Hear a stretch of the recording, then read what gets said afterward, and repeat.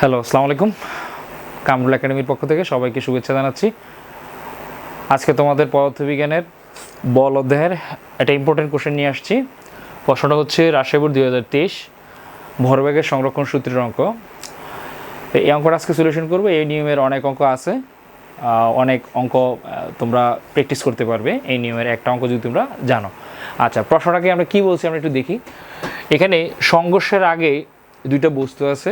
এই দুইটা বস্তু, মনে করো একটা বস্তু কী হলো, সে 900, তার ভর হয়েছে 950 কেজি, সে 50 কিলোমিটার পার আওয়ার বেগে সেদিকে কী করলো, সে যাচ্ছে। আরেকটা বস্তু হয়েছে 700 কেজি ভরের, সেটা 65 কিলোমিটার বেগে তার বিপরীত দিকে সে আসতে লাগলো। ঠিক আছে, তাহলে আমরা একটা এক্সাম্পল দিয়ে দেখি। এটা যে 950 কেজি আর এইটা হচ্ছে 700 কেজি। তো তারা বিপরীত দিকে এভাবে আসলো কোনো এক জায়গায় যে তারা সংঘর্ষ হলো অথবা মিলিত হলো। তো মিলিত অবস্থায় বলছে সংঘর্ষের আগে আর সংঘর্ষের সময়।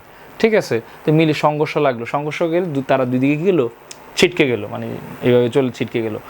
তো এখন বলছে প্রশ্ন, সংঘর্ষের পর বলছে যে বস্তুদ্বয়ের একই ব্যাগে চলতে থাকে, মানে সংঘর্ষের পর তাদের ব্যাগটা কি হয়, একই রকম চলতে থাকে। তো প্রশ্ন আমাকে কী চাইছে, মিলিত বস্তুর ব্যাগ নির্ণয় করতে বলছে। তাহলে মিলিত বস্তুর ব্যাগ, তাহলে এই ধরনের প্রশ্ন আমরা কি করি, ভরবেগের সংরক্ষণ সূত্র দিয়ে প্রবলেমটাকে সলিউশন করার ট্রাই করবো আমরা। ওকে, আচ্ছা, তাহলে মিলিত বস্তুর ক্ষেত্রে সংঘর্ষের ভরবেগের সংরক্ষণ সূত্রটা কি, আমরা একটু সূত্রটা কি জানি আমরা, যে m1 u1 plus m2 u2 m1 plus m2 into V. ঠিক আছে, এই যে সূত্রের ফরম্যাটটা আছে ভরবেগের সংরক্ষণের সূত্র, এই সূত্রের সাহায্যে আমরা কি করব, মিলিত বস্তুর ব্যাগ দ্যাট ইজ ভি এর ভ্যালুটা আমরা কি করব, নির্ণয় করব। ওকে, তাহলে এখন আমরা কীভাবে নির্ণয় করতে পারি, তাহলে এখন একটা জিনিস খেয়াল করো। এখানে সূত্রটা হচ্ছে কি, গরুর গতে আমরা সলিউশনটা কি করতে পারি, লিখব, আমরা জানি ভরবেগের সংরক্ষণ সূত্র অনুযায়ী ভরবেগের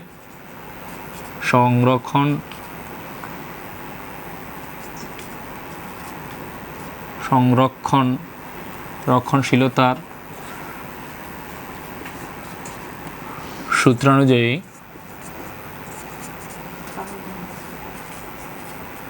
ভি ইকুয়াল টু কী লিখতে পারি, m1 u1 plus m2 u2 divide by m1 m2। ওকে, তাহলে এখন আমরা কি করতে পারি, তাহলে এখন দেখো এখানে বস্তুর কিন্তু ভর আছে। প্রথমে আমরা কিন্তু m1 এর মান জানি, m1 এর মান হচ্ছে 950 কেজি কিলোগ্রাম, m2 হচ্ছে কত, আচ্ছা m2 মানটা হচ্ছে কত, 700 কেজি। ওকে, আচ্ছা, এখন দেখো প্রথম বস্তুর তার আদিবেগ কত, 50 কিলোমিটার পার আওয়ার। ঠিক আছে, 50 কিলোমিটার পার আওয়ার। আচ্ছা, এটা যদি আমরা ডাইরেক্ট 3.6 দ্বারা ভাগ দিই, ঠিক আছে, 3.6 দ্বারা যদি ভাগ দিই তাহলে আমরা কি পাবো, আমরা আদিবেগটা পাবো। তা আদিবেগটা আমরা সহজে কিন্তু 3.6 দ্বারা কিন্তু ভাগ দিতে পারি। হ্যাঁ, 50 ভাগ 3.6, তাহলে আমরা এখান থেকে লিখতে পারি কত, 13.89। ওকে, আর দ্বিতীয় বস্তুর ব্যাগ হয়েছে কত, আচ্ছা এটা তার বিপরীত দিক থেকে আসতেছে, তাহলে তার মানে কি ব্যাগটা এখানে মাইনাসের হবে, তাহলে 3.65 ভাগ 3.6, তাহলে আমরা লিখতে পারি কত, 18 পয়েন্ট মাইনাসের 18 পয়েন্ট কত, 06। তো দোনোটাই কিন্তু তোমার কি ms ইনভার্স 1, কারণ আমরা জানি ব্যাগের একক হচ্ছে ms ইনভার্স 1।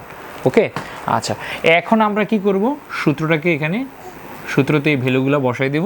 তাহলে m1 এর মানটা কত, m1 এর মান হচ্ছে কত, 950, u1 এর মানটা হচ্ছে কত, 13.89, m2 এর ভ্যালুটা হচ্ছে কত, 700 ইন্টু u2 এর ভ্যালু হচ্ছে কত, মাইনাসের 18.06, আর হচ্ছে m1 এর মান হচ্ছে 950, m2 এর মান হচ্ছে 700।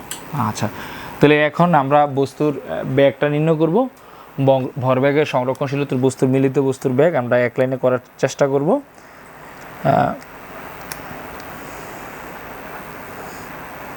তাহলে 950 গুণ 13.89 আর যোগ 700 গুণ first bracket minus 18.06 first bracket close divided by 950 যোগ 700। তাহলে উত্তর আসতেছে কত? উত্তর আসতেছে 15.659 15.659। ঠিক আছে, মিলিত বস্তুর বেগ ms ইনভার্স 1। ওকে, এটা হচ্ছে কি আনসার। আচ্ছা, তাহলে দেখো এই যে নিয়মের সহজ অঙ্কটা আছে, এই অঙ্কটা আমরা কি করলাম? সলিউশন করলাম। এই নিয়মের অনেক অঙ্ক আছে, তোমরা কি করতে পারবে? 3 নম্বরের প্রশ্নগুলো পরীক্ষায় আসে, এগুলো সহজেই কি করতে পারবে? সলিউশন করতে পারবে। আশা রাখি তোমরা বুঝতে পারছো। আর এখানে একটা প্রশ্ন তোমাদের থাকতে পারে যে kilometre per hour, 50 kilometre per আওয়ারে এখানে তুমি 3.6 দ্বারা কিন্তু সহজে ভাগ দিলে কিন্তু তোমরা কি করতে পারো?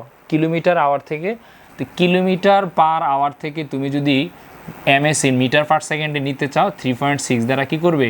ভাগ দিবে। তো সহজে সেটা কি হবে? কিলোমিটার আওয়ার থেকে মিটার পার সেকেন্ডে কনভার্ট হবে। ওকে, আশা রাখি বুঝতে পারছো।